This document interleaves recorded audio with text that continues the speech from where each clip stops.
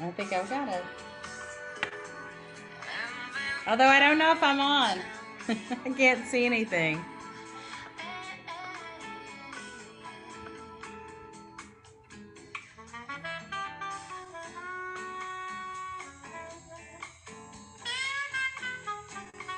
Hmm.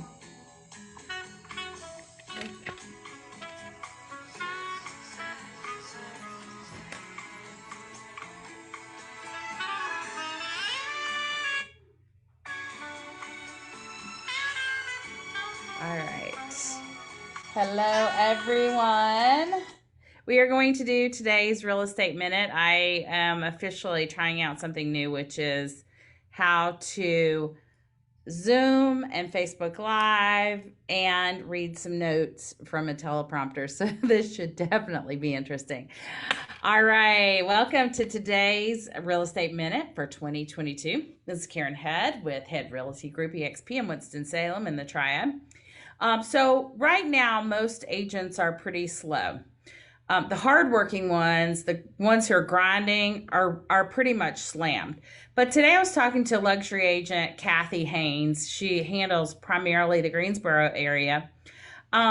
She went to 4 appointments before I talked to her at 11 a.m. She was slammed. She took one day off at Christmas, and she's so excited about 2022. Kathy, if you're watching, I love you. And you want to be like her, doing almost 40 million a year as an individual agent. She's got a few people on her team, but you got to put in the work. And it's probably time to go ahead and hire when you're closing 25 deals a year as an individual agent or more. 25 was about all I could do because I had kids at home, and I was volunteering a lot. I ran most of the stuff on the PTA, and I was teaching Sunday school. So when I first started and I hit that 25 deals a year, my second or third year, I can't remember. It was like 2010 or 11.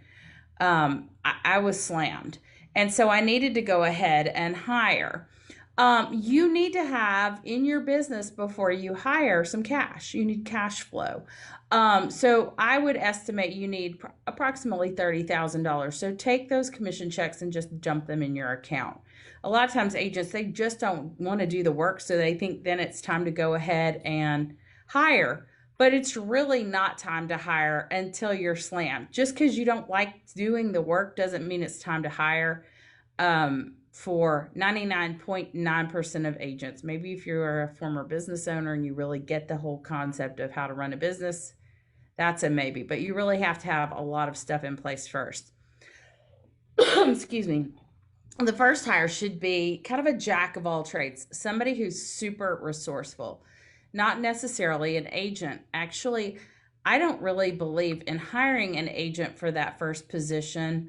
I want somebody who can sit in a chair and work all day and be at the phones and answer questions, be very resourceful on computers and getting stuff done.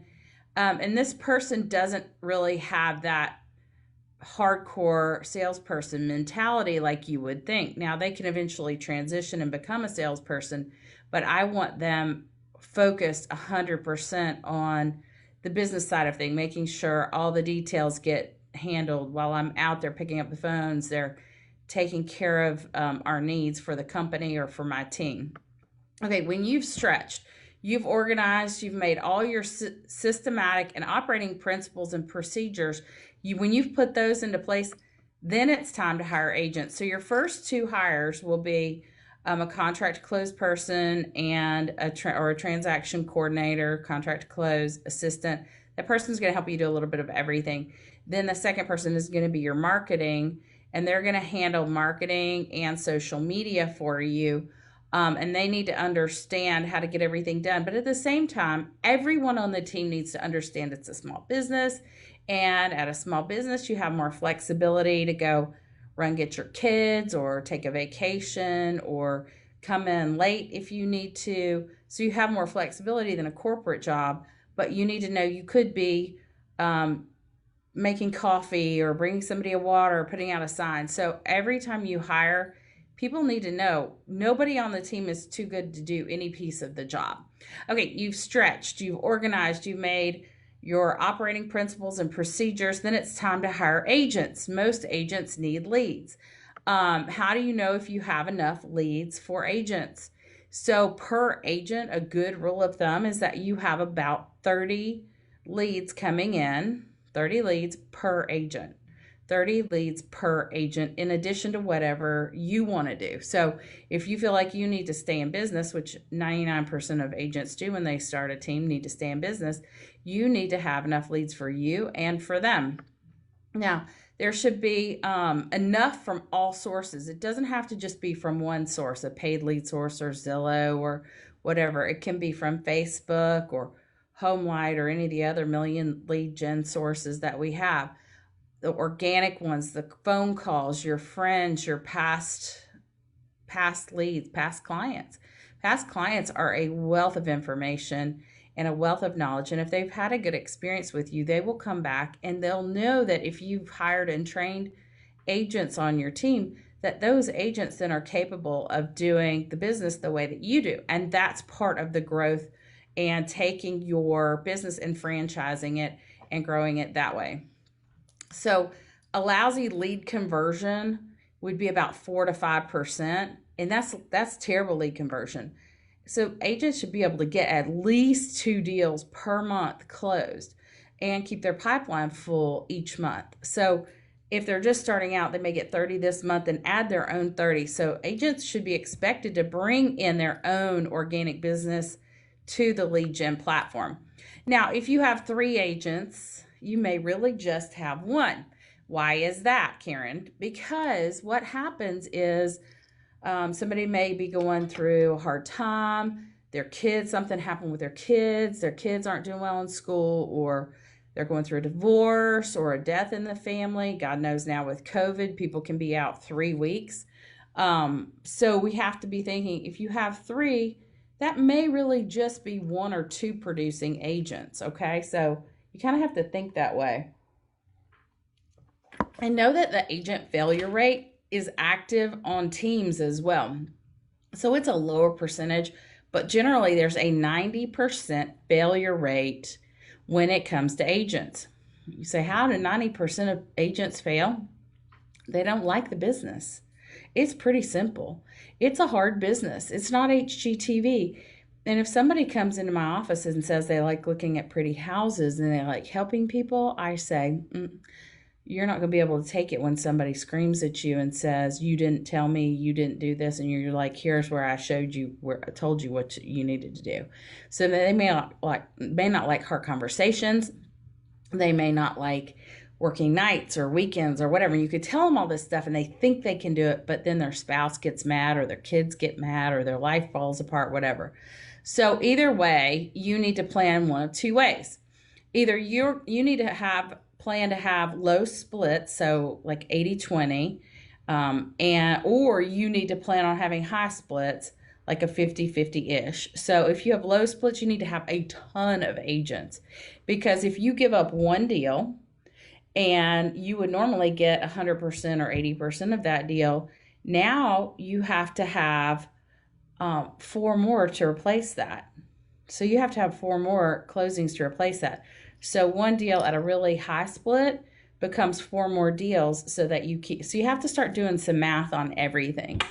And then if you have a high split, like a 50-50, you need to plan on having higher expenses. So you're going to be paying for everything, and your take home off of that is approximately 25%. So you have to start thinking like a business owner. And oftentimes the reason teams fail or brokerages fail, they don't take into account that for them not to work the business, they have to give up all the business, but then they have to really almost quadruple their production for their team or their firm, which is very doable if you're a real rainmaker.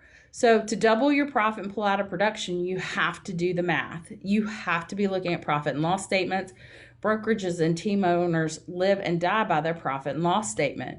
The ones that make the most money take full advantage of the benefits to the team. So if an agent is on your team and they really want the full benefits, they're using every piece of those team benefits to get out there and make a lot of money. In some cases, agents on a team can make more money per month than the brokerage owner or the team owner. So keep that in mind as you decide if you really want to start a team or what your level of commitment is to it, because in order to make that money, a lot more deals have to happen as you pull out of production. I hope that makes sense.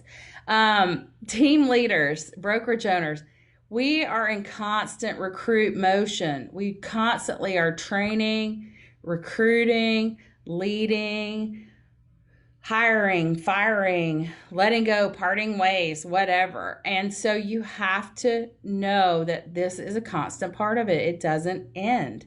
It doesn't end. And I repeat, do not start a team or a brokerage if you're not ready to recruit and train and teach and lead and help and pick up the phone, because that's your name on the line. That's your reputation. And you want to make sure that when folks are working with you, that they are hitting all the same important functions of the job that you do, because that's why people will continue to hire them. And this is why the EXP model is such a cool road to the future. With sponsored partnerships around the world, you can make a referral fee off every transaction they do while they're in uncapped mode. So, for example,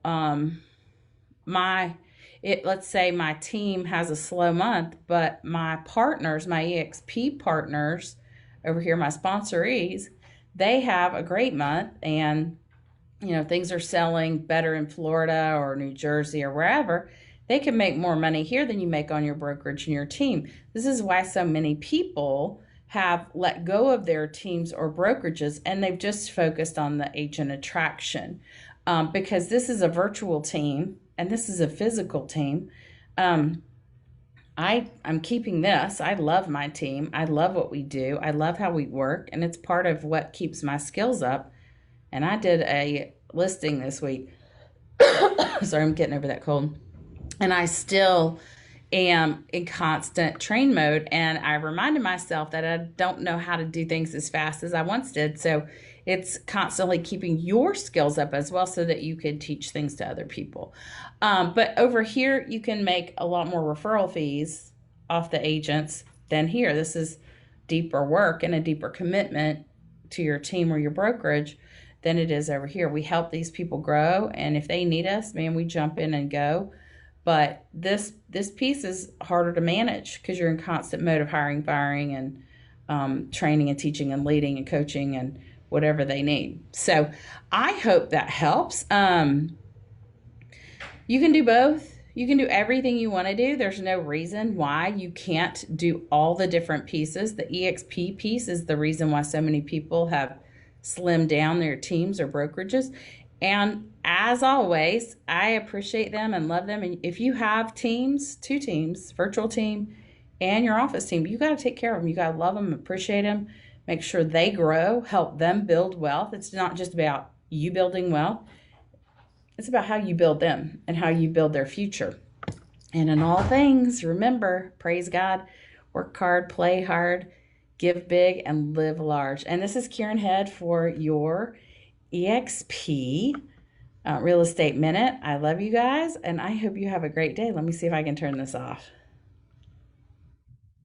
And as always, I got to play my music, if I can get this to stop.